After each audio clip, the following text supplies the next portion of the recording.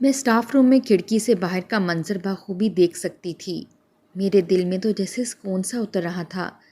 سبھی بچے آپس میں کھیل رہے تھے اور کچھ گروپس کی شکل میں بیٹھے لنچ کرنے میں مصروف تھے، مگر میری نظر جس بچے پر تھی وہ ان سب سے الگ تھلگ اکیلا بیٹھا ہوا کبھی ان بچوں کو دیکھتا تو کبھی ان کے ہاتھ میں موجود کھانے کو للچائی نظروں سے دیکھ رہا تھا۔ وہ بار بار سر جھکا جاتا اور لبوں پر زبان پھیرنے لگتا۔ شاید وہ بھوکا تھا، اسے بھوک لگی تھی، مگر مجھے تو اسے یوں دیکھ کر اندر ہی اندر سکون مل رہا تھا۔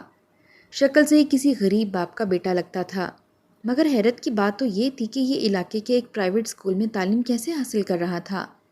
خیر، اس پل تو اسے بھوکا دیکھ کر مجھے سکون سا ہوا۔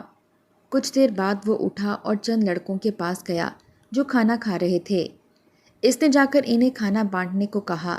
شاید اس کی بھوک اب برداشت سے باہر ہو چکی تھی۔ میں نے آج صبح اسے سزا ہی ایسی دی تھی، یہی اس کا علاج تھا، مگر اس کے باوجود اس بچے نے آج تک کبھی میری شکایت کسی سے نہیں کی تھی۔ آج صبح مجھے کلاس روم میں آئے ہوئے 20 منٹ ہو چکے تھے۔ میں بچوں کو پڑھانے میں مشغول تھی۔ اس کلاس کا ہر بچہ ہی میرا فیورٹ تھا، سوائے ایک کے جس کا نام سن کر ہی میرے ماتھے پر بل آ جاتے تھے۔ نہ جانے مجھے اس بچے سے اس قدر چڑ کیوں تھی۔ شاید وہ تھا ہی ایسا، ہر وقت خاموش رہنے والا۔ اس کا حلیہ دیکھ کر تو اسے کلاس روم میں بٹھانے کا بھی دل نہ کرتا، مگر مجبوری تھی۔ مجھے پڑھاتے ہوئے ہمیشہ کی طرح 20 منٹ گزر چکے تھے جب دروازے پر دستک ہوئی۔ میں جان چکی تھی کہ یہ وہی بچہ ہے۔ آج پھر وہ ہمیشہ کی طرح لیٹ آیا تھا۔ ایسا ڈھیٹ تھا کہ میرے روزانہ کہنے کے باوجود اس پر کوئی اثر نہیں ہوتا تھا۔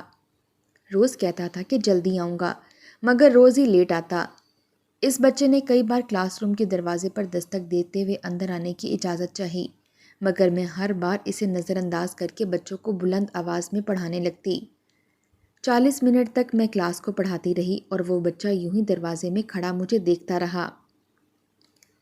میں نے نوٹ کیا تھا کہ وہ بچہ تھک چکا تھا، کبھی ایک پاؤں اٹھاتا تو کبھی دوسرا اٹھا کر پیروں کو آرام پہنچا رہا تھا۔ کلاس ختم ہوئی تو میں اس بچے سے مخاطب ہوئی اور بولی کہ آج لیٹ آنے کی کیا وجہ ہے؟ آج کیا نیا بہانہ بناؤ گے تم؟ وہ سر جھکائے بس خاموش کھڑا رہا۔ اس کا یہ انداز مجھے مزید غصہ دلا رہا تھا۔ سانولی رنگت اور چہرے پر کئی زخموں کے سیاہ دھبے، اس پر اس کے بے ڈھنگے نین نقش دیکھ کر مجھے ویسے ہی ابکائی آنے لگتی۔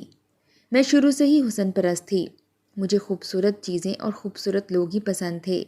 کچھ یہ وجہ بھی تھی کہ پوری کلاس میں مجھے اسی بچے سے نفرت سی تھی، کیونکہ وہ انتہائی بدصورت تھا۔ صرف بدصورت ہی نہیں، اس کا حلیہ بھی کسی بھکاری سے کم نہیں تھا۔ پھٹی پرانی وردی جس پر جگہ جگہ مٹی اور سیاہی لگی تھی، پیروں میں جوتے بھی ایسے کہ انہیں پہننے لائق بنانے کے لیے لوہے کی تاروں سے جوڑا گیا تھا۔ وہ جوتے بھی شاید اس کے باپ کے ہوتے تھے جو وہ پہن کر اسکول آتا تھا۔ میں نے ایک بار پھر اسے بغور دیکھا اور اندر کلاس روم میں داخل ہونے کا کہا۔ وہ اندر داخل ہوا تو میں نے ڈنڈا اٹھایا اور اس کے ہاتھوں پر مارنا شروع کر دیا۔ ایک ہاتھ پر 10 ڈنڈے مار کر میں نے اسے چھوڑا۔ وہ تو شاید پتھر کا بنا تھا، دونوں ہاتھوں پر 10 ڈنڈے کھا کر بھی سر جھکائے کھڑا تھا۔ اس کے ہاتھ بالکل لال ہو چکے تھے، گویا خون ابل کر باہر آنے والا ہو، مگر مجھے تو اسے مار کر ہی سکون ملتا تھا۔ مجھے اتنی سے بھی تسلی نہ ہوئی تو فوراً لیٹ آنے کی فیس مانگنے لگی۔ اس پل اس نے چہرہ اٹھا کر میری جانب دیکھا اور بولا کہ ٹیچر جی، میرے پاس صرف 5 روپے ہیں جن سے میں کچھ خرید کر دن میں کھاؤں گا۔ اس کی اتنی بات سن کر میں نے اس سے وہ 5 روپے کا سکہ بھی جھپٹ لیا اور بولی، اس سے کون سا تم نے اپنی وردی خرید لینی ہے؟ ادھر دو اور دفع ہو جاؤ اپنی سیٹ پر۔ اس سے پیسے لے کر میں نے اسی وقت کلاس کے سب سے خوبصورت بچے کو دے دیے تھے، اور اب وہ بھوکا بیٹھا ان بچوں کی شکلیں دیکھ رہا تھا جو اسے دکھا دکھا کر کھانا کھا رہے تھے۔ وہ جس سے بھی کچھ کھانے کو مانگتا وہی اسے مار کر بھگا دیتا۔ میں پچھلے 3 سال سے اس اسکول میں ٹیچنگ کر رہی تھی اور یہ بچہ بھی تبھی سے اس اسکول میں پڑھ رہا تھا۔ وہ دن تو جیسے تیسے ختم ہوا، مگر اس سے پہلے میں نے اسے لکھنے کے لیے چگنا کام دیا تاکہ سانس لینے کا بھی اس کے پاس وقت نہ رہے۔ اگلی صبح جب میں اسکول پہنچی تو وہ بچہ آج پھر لیٹ تھا۔ میں نے کلاس کو پڑھانا شروع کیا کہ تبھی وہ اسی حلیے میں پھٹے یونیفارم اور جوتوں میں کلاس روم کے باہر پہنچا۔ آج تو میں اسے الگ ہی سبق سکھانے والی تھی۔ میں نے اسے کلاس میں داخل ہونے کا کہا۔ وہ اندر داخل ہوا تو میں نے پہلا سوال کیا کہ وہ کام کہاں ہے جو میں نے دیا تھا۔ اس نے فوراً ایک کاپی میرے سامنے کر دی۔ تبھی بے ساختہ میری نظر اس کے ہاتھوں پر گئی۔ اس کے دائیں ہاتھ کی انگلیاں سجی ہوئی تھیں، شاید یہ ہوم ورک لکھ لکھ کر چھالے بن چکے تھے، اور کچھ کل میری مار کا بھی اثر تھا۔ میں نے ایک سرسری سی نظر اس کاپی پر ڈالی اور پھر اگلے ہی پل اس کی کاپی کو پھاڑ کر کئی ٹکڑے کرتے ہوئے اس کے منہ پر دے مارا۔ وہ حیرت سے بس مجھے دیکھتا رہ گیا۔ میں جان بوجھ کر کہنے لگی کہ تمہیں تو میں نے کسی اور عنوان پر لکھ کر لانے کا کہا تھا، تم غلط کام کر کے لے آئے ہو۔ اس بچے کی آنکھوں میں اس پل آنسو ابھرے تھے، شاید وہ رونے کے قریب تھا۔ اتنا کام تو شاید میں ساری رات جاگ کر لکھتی تبھی مکمل ہو سکتا تھا، جسے اس نے بچہ ہونے کے باوجود کر کے مجھے دکھایا تھا، اور میں نے صرف چند لمحے دیکھنے کے بعد اس کام کو پھاڑ کر ٹکڑے ٹکڑے کر دیے تھے۔ نہ جانے اس وقت اس کے دل پر کیا گزری ہوگی جب میں نے پل بھر میں اس کی محنت ٹکڑے ٹکڑے کر دی تھی۔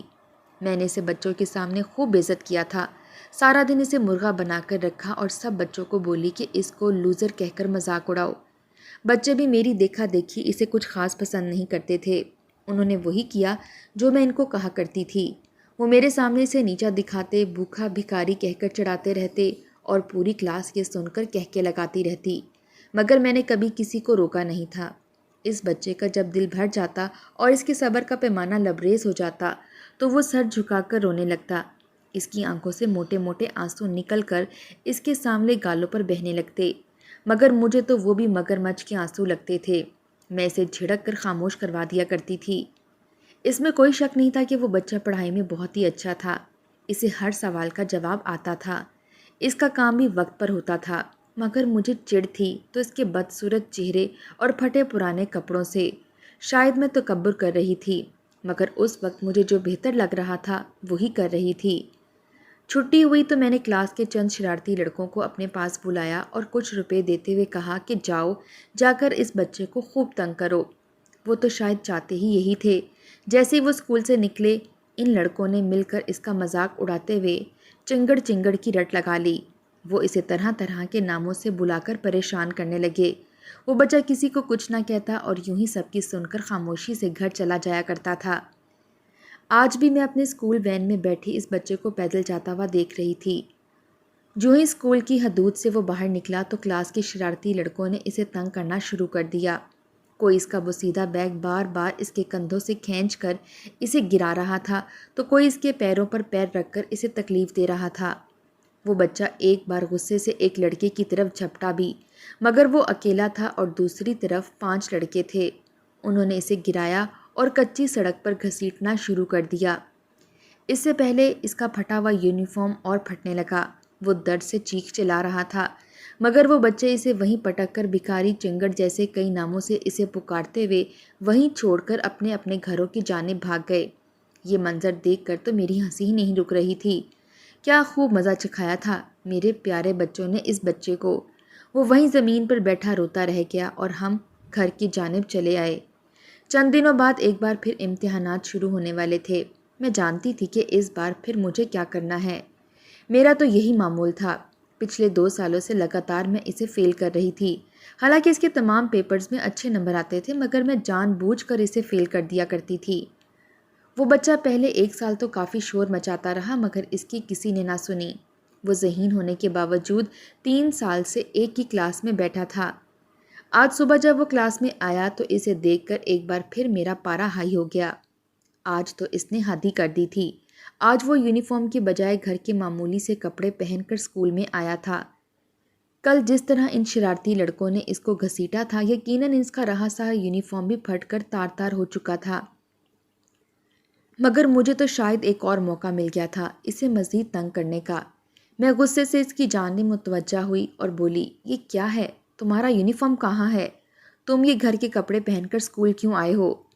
وہ بچہ معصومیت سے آنکھوں میں آنسو لا کر بولا کہ ٹیچر جی، میرا وہ یونیفارم پھٹ چکا ہے، وہ پہننے کے قابل ہی نہیں رہا۔ مگر میں تو اس کی بات کو نظر انداز کرتے ہوئے بولی کہ تم جیسے ہی بچے ہوتے ہیں جو اپنا یونیفارم بھی سنبھال کر نہیں رکھ سکتے۔ وہ بچہ لاکھ صفائیاں پیش کرتا رہا، مگر میں نے اس کی ایک نہ سنی اور اس کے چہرے پر تھپڑوں کی برسات کر دی۔ آج تو وہ رونے لگا تھا اور رو رو کر کہہ رہا تھا کہ میری کوئی غلطی نہیں، کل مجھے ان لڑکوں نے مارا تھا۔ اس نے جو ہی میرے فیورٹ طالب علموں کا نام لیا تو میں نے اسے ایک اور تھپڑ رسید کرتے ہوئے کہا کہ خبردار ان کا نام بھی لیا، غلطی خود کرتے ہو اور نام ان کا لیتے ہو، جاؤ جا کر دھوپ میں کھڑے ہو جاؤ۔ آج تو گرمی بھی پوری شدت کی تھی، آسمان سے تو آگ برس رہی تھی اور میں نے اسے دھوپ میں کھڑا کر دیا تھا۔ کچھ دیر دھوپ میں کھڑا رہنے کے بعد اس کی حالت خیر ہونے لگی، اس کا پورا وجود پسینے سے شرابور ہو چکا تھا۔ وہ بار بار حسرت بھری نگاہوں سے میری جانب دیکھتا۔ آج تو اسکول کے پرنسپل اور میڈم بھی چھٹی پر تھے، اس لیے مجھے کوئی کچھ بھی کہنے والا نہیں تھا۔ بچہ کڑی دھوپ میں 1 گھنٹے تک کھڑا رہا اور اس کے بعد وہیں پر گر کر بے ہوش ہو گیا۔ مجھے تو اب یہ فکر ستانے لگی تھی کہ کہیں مر آ گیا تو مجھ پر کیس نہ بن جائے۔ میں نے فوراً کچھ بچوں کو کہلوا کر اسے اٹھوایا اور چھاؤں میں لا کر پانی کا چھڑکاؤ کروانے لگی، مگر اسے تو ہوش ہی نہیں آ رہا تھا۔ میں نے پھر اسے چوکیدار کے حوالے کر کے گھر بھجوا دیا اور یہ کہنے کو کہا کہ جا کر اس کے والدین کو بتائیں کہ یہ بچہ اسکول میں پڑھنے کی بجائے ہر وقت کھیلتا رہتا ہے۔ آج بھی یہ کلاس سے غیر حاضر ہو کر کھیل رہا تھا، جس کی وجہ سے اسے لو لگ گئی۔ اب کل تک اس کی جان پر بن آئی تو اس کے لیے اسکول ذمہ دار نہیں ہوگا۔ چنانچہ میں نے اس بات کا ملبہ بھی اسی بچے پر گرا دیا اور گھر بھیج دیا۔ میں جانتی تھی کہ اس کے والدین اس کی خوب پٹائی کریں گے۔ اگلے چند روز میں امتحانات شروع ہونے والے تھے اور وہ بچہ 3 دن تک غیر حاضر رہا تھا۔ مجھے تو لگا شاید دوبارہ اب اسکول ہی نہیں آئے گا، مگر جس دن پیپر شروع ہوئے وہ ایک بار پھر اسکول آیا، مگر آج تو اس نے نیا یونیفارم پہن رکھا تھا۔ اسے دیکھ کر پھر بھی مجھے چڑ سی محسوس ہونے لگی تھی۔ امتحانات 1 ہفتے تک چلتے رہے اور وہ بچہ سارے امتحانات میں 90% نمبر لے کر پاس ہوتا رہا تھا، مگر میں جان بوجھ کر اس کے سوالات غلط کر کے اسے فیل کرتی رہی۔ رزلٹ کا دن آیا تو ساری کلاس کے بچے پاس تھے، مگر وہ بچہ ایک بار پھر سارے مضامین سے فیل ہو چکا تھا۔ اس نے اس بار جب رزلٹ دیکھا تو اس کی آنکھوں میں آنسو سے آنے لگے۔ اس روز اس نے آخری بار میری جانب نظر بھر کر دیکھا تھا۔ کوئی آ تھی یا بددعا، حسرتیں تھیں یا دکھ، نہ جانے کیا کیا تھا اس کی آنکھوں میں۔ ایک پل کو تو میں تلملا کر رہ گئی تھی۔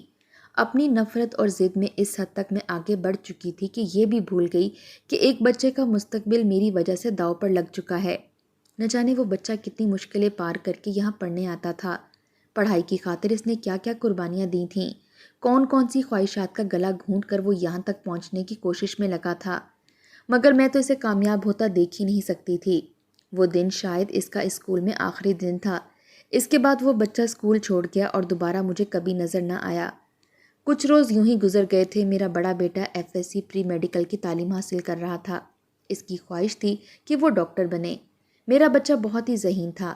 کچھ ہفتوں بعد جب اس کا رزلٹ آیا تو ہمیں دھچکا سا لگا تھا، کیونکہ میرا بچہ 2 مضامین میں فیل ہو چکا تھا۔ میرا بیٹا تو صدمے سے غش کھا کر گر چکا تھا، جبکہ میں ششدر سی اس کا رزلٹ دیکھ رہی تھی۔ ایسا کیسے ہو سکتا تھا کہ یہ فیل ہو جائے؟ یقیناً پیپر کی چیکنگ میں کوئی کوتاہی ہوئی تھی۔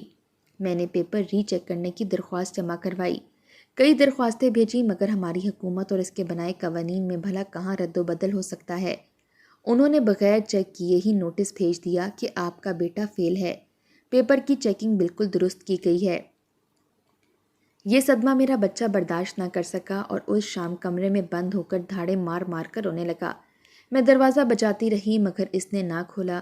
کچھ دیر بعد بالکل خاموشی سی چھا گئی۔ جب دروازہ کئی بار دستک دینے پر بھی نہ کھلا تو میں نے اسے بھاری چیز سے توڑنا شروع کر دیا۔ جیسے ہی لاک توڑ کر اندر داخل ہوئی تو میرا وجود چکرا کر رہ گیا۔ میرا بیٹا پنکھے سے لٹک رہا تھا، اس کا وجود ساکت ہو چکا تھا۔ میں چیخ مار کر اپنی آنکھوں پر ہاتھ رکھے روتی رہ گئی۔ میرا بچہ یہ صدمہ برداشت نہ کر سکا اور خودکشی کر کے حرام موت مر گیا۔ ایک ہی تو بیٹا تھا میرا، جس کے سہارے میں نے پوری دنیا سے رخ موڑ رکھا تھا۔ آج وہ بھی مجھے چھوڑ کر جا چکا تھا۔ کہیں نہ کہیں مجھے لگا کہ یہ مکافات عمل ہے۔ میں نے اس لڑکے کے ساتھ برا کیا تھا اور بدلے میں آج میرا بیٹا مجھ سے چھین لیا گیا تھا۔ میں بالکل تنہا رہ چکی تھی۔ میرا کیا شاید میرے بیٹے کے آگے آ چکا تھا۔ کتنے ماہ لگے تھے مجھے خود کو واپس زندگی کی طرف لانے میں۔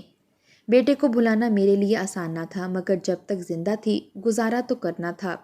میں نے چند ماہ بعد دوبارہ اسکول جوائن کر لیا۔ میں بہت بدل چکی تھی۔ میرا رویہ، میرا انداز سب بدل چکا تھا۔ میں بچوں کو ایک سی نظر سے دیکھنے لگی تھی۔ ایک روز چھٹی کے وقت میری اسکول وین نہیں آئی تھی۔ آج تو گرمی بھی عروج پر تھی۔ میں کسی راہ چلتے ٹیکسی رکشے والے پر اعتبار نہیں کر سکتی تھی۔ اس لیے پیدل ہی گھر جانے کا فیصلہ کیا تھا۔ پیاس کی شدت اور گرمی نے مجھے بے حال کر دیا تھا۔ میں چلتے چلتے مین سڑک پر آ چکی تھی۔ یہاں کافی لوگوں کا رش لگا ہوا تھا۔ میرا سر چکرانے لگا، مگر میں خود کو سنبھالتی آگے بڑھنے لگی۔ تبھی میری نظر سڑک کے کنارے تپتی دھوپ میں بیٹھے بغیر کسی سائے کے اس بچے پر پڑی جو پاس کئی مردانہ جوتے رکھے ہوئے انہیں پالش کر رہا تھا۔ مجھے حیرت کا جھٹکا تو تب لگا جب میں نے اس کا چہرہ دیکھا۔ یہ تو وہی لڑکا تھا جس سے میں چڑ کھاتی تھی، مگر تبھی میری ہمت جواب دے گئی اور میں چکرا کر وہیں سڑک کے کنارے گر گئی۔ میرا دل دھڑکا تھا۔ یوں کئی لوگوں کے بیچ گرنا مجھے انتہائی شرمندہ کر رہا تھا، مگر میں بے بس تھی۔ میرے چہرے پر پانی کا چھڑکاؤ کیا جا رہا تھا۔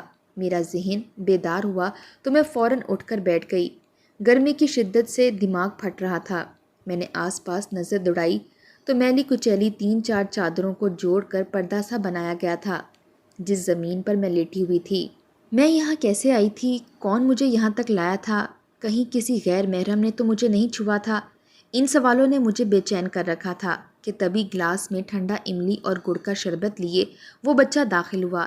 اس نے میری جانب گلاس بڑھایا اور بولا، ٹیچر جی یہ پی لیں، آپ کی طبیعت ٹھیک ہو جائے گی۔ میں نے کپ کپاتے ہاتھوں سے اس سے گلاس لے لیا تھا۔ میں نے اسے پوچھا کہ مجھے یہاں تک کون لایا، تو کہنے لگا میری اماں اور باجی۔ مجھے نہ جانے کیوں اس سے شرمندگی سی محسوس ہو رہی تھی۔ وہ شربت پیتے ہی میری جان میں جان آ گئی۔ میرے ضمیر نے مجھے جھنجھوڑا تھا۔ میں نے بچے سے کہا کہ تم سڑک پر کیا کر رہے ہو؟ دوبارہ اسکول بھی نہیں آئے؟ میرے سوال پر اس نے مجھے ایک ٹھنڈی سانس بھر کر دیکھا اور کہنے لگا، ابا نے میرا اسکول چھڑوا دیا ہے۔ اس کا کہنا ہے جب پڑھ لکھ نہیں سکتا تو میرے پیسے بھی مت لگوا۔ اس کی آنکھوں میں اس پل آنسو تھے۔ شاید دل کا غبار وہ آج نکلوا دینا چاہتا تھا۔ مجھے خاموش دیکھ کر وہ مزید جو بولا وہ سن کر میرا دل کٹنے لگا تھا۔ وہ کہنے لگا کہ میرے پورے خاندان میں کسی نے پڑھائی نہیں کی، صرف مجھے شوق تھا۔ میں بہن بھائیوں میں سب سے چھوٹا تھا تو ابا بھی خوش ہو گیا۔ اماں کہتی تھی تو پڑھ لکھ کر بڑا آدمی بننا۔ مجھ سے نہیں گھر گھر جا کر چوڑیاں بیچی جاتیں۔ تو بڑا آدمی بنے گا تو مجھے سونے کی بالیاں بنوا کر دینا۔ اماں، ابا اور باجیوں نے کئی خواب سجائے تھے۔ بڑے اسکول میں پڑھنے کی خاطر ہم صرف اتنا سالن بناتے جو رات کو پورا ہوتا، باقی سوکھی روٹیاں کھایا کرتے تاکہ مہینے کے آخر میں ان پیسوں سے میری فیس ادا ہو سکے۔ ہم نے نئے کپڑے کبھی نہیں خریدے۔ اماں جن کے ہاں چوڑیاں بیچنے جاتی ان سے مانگ لایا کرتی تھیں۔ سب میرے بھروسے ہر قربانی اور تنگی برداشت کر رہے تھے۔ میری وردی پھٹی تھی، گندی تھی، مگر پڑھتا تو اچھا تھا ٹیچر جی۔ صبح صبح میں ابا کی ریڑھی لگانے میں مدد کیا کرتا تھا۔ اپنی بستی سے شہر تک ریڑھی خود لایا کرتا تھا، کیونکہ ابا کا ایک پیر خراب تھا، وہ لنگڑا کر چلتا تھا تو ریڑھی گھسیٹنے میں دقت ہوتی۔ ابا مجھے دعائیں دے کر کہتا کہ بڑا آدمی بنے گا تو پہلے میرا پیر ٹھیک کروانا، مگر سارے خواب تو چکنا چور ہو گئے۔ 3 سال لگاتار فیل ہونے کے بعد آخر انہوں نے میرا اسکول ہی چھڑوا دیا۔ اس رات ابا نے مجھے بہت مارا اور گھر سے نکال کر بولا، اب تو بھی ہماری طرح مزدوریاں ہی کرے گا، ہماری قسمت میں یہی لکھا ہے۔ ٹیچر جی وہ نئی وردی میری ماں نے باجی کے جہیز کی 2 چادریں بیچ کر خریدی تھیں۔ اس بچی کی بات سن کر میں پھوٹ پھوٹ کر رونے لگی، ہاتھ جوڑ کر اسے معافیا مانگنے لگی۔ نہ جانے میں ایسی سنگ دل کیوں ہو گئی تھی، کتنی مشکلوں سے گزر کر وہ یہاں تک آتا تھا۔ اس نے فوراً مجھے معاف کر دیا اور بولا، آپ استاد ہو، ماں باپ جیسے ہوں معافی مانگ کر گناہ گار مت کریں۔ وہ تو اخلاق میں مجھ سے بھی بلند مرتبے پر فائز تھا۔ میں نے اس کی ساری پڑھائی کا خرچہ اٹھایا اور جو خواب اپنے بیٹے کے لیے دیکھے تھے اسے اس بچے نے پورا کر کے دکھایا۔ آج وہ ڈاکٹر بن کر کئی مریضوں کا علاج کر رہا ہے۔ ہاں، سب سے پہلے اس نے اپنے ابا کا پاؤں ہی ٹھیک کیا تھا، اپنی ماں اور بہنوں کی خواہشات بھی پوری کی تھیں۔ وہ میرا بھی شکر گزار تھا، مگر میں تو بس کفارہ ادا کر رہی تھی۔ اخلاق اور کردار ہی انسان کی پہچان ہوتی ہے۔ اگر چہروں سے انسیت رکھیں گے تو کبھی لوگوں کی پہچان نہیں کر پائیں گے۔